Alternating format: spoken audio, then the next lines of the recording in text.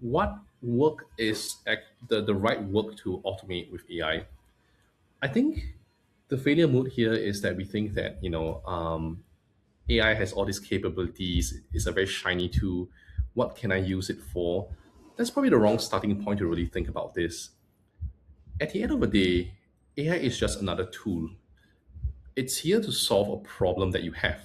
And so the first question to really ask is what hurts enough to improve and is worth improving?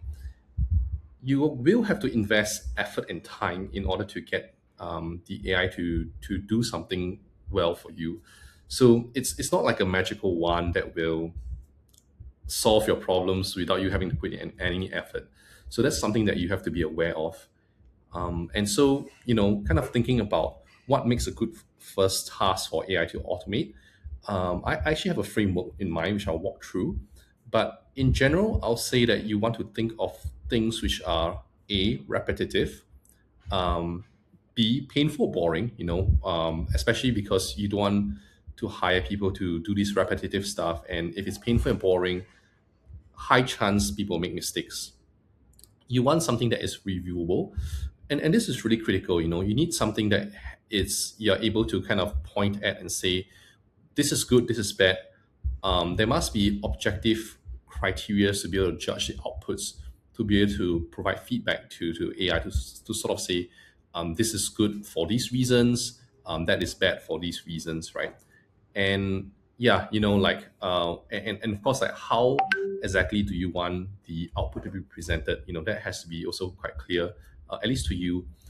The mantra I would go with here is that if you are not clear, then the AI will not be clear.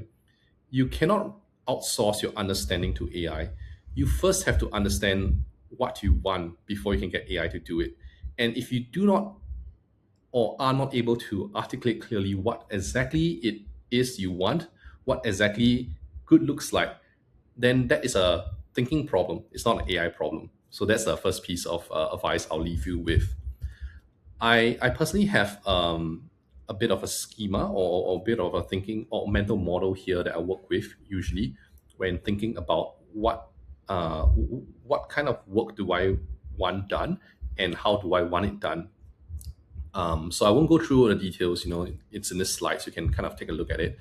But being very clear about the pain, providing the context of why this is a problem is very important.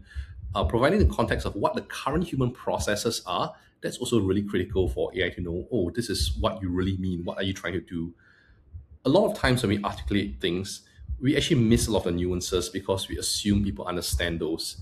The reason we assume that is because we have been doing this and for years maybe, and everything's just so natural to us, right?